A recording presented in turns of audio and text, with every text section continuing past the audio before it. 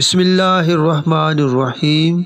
ماں باپ پر ایسے بھروسہ رکھو جیسے دوائیوں پر رکھتے ہو، بے شک تھوڑے کڑوے ہوں گے مگر آپ کے فائدے کے ہوں گے۔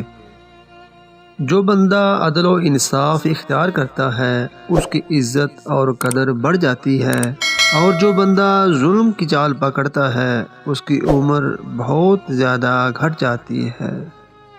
جو بندہ اپنے مجرم اور قصوروار کو سزا دیتا ہے تو اس میں کوئی کمال اور فضیلت نہیں، اور جو بندہ کسی بے وقوف سے جھگڑتا ہے اس میں کوئی عقل نہیں۔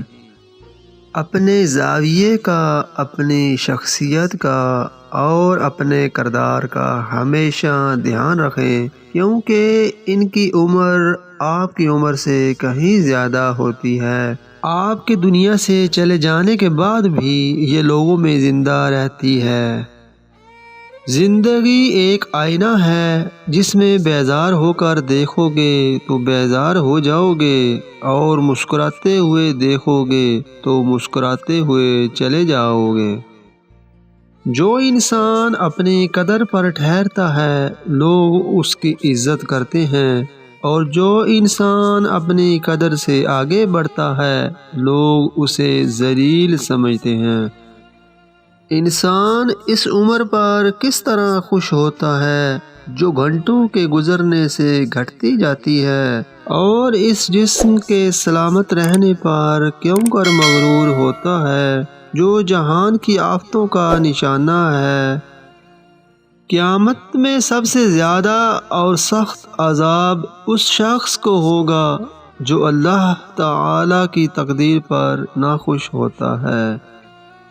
نصیب ایک ایسی چیز ہے کہ جو اس کو طلب نہ کرے اس کو بھی مل جاتی ہے۔ موت کا وقت مقرر اور روزی پہلے سے بڑھ چکی ہے، بس کوئی شخص روزی دیر سے پہنچنے سے پریشان نہ ہو، کیونکہ لالچ کرنے سے روزی کچھ پہلے نہیں مل جاتی۔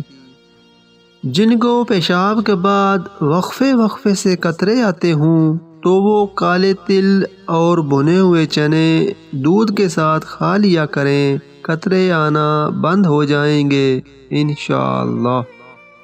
اللہ تعالی سے حیا کرنی بہت سے گناہوں کو مٹا دیتی ہے، اور اس کی تقدیر و قسمت پر راضی ہونا مصیبتوں کو پیچھے موڑ دیتی ہے۔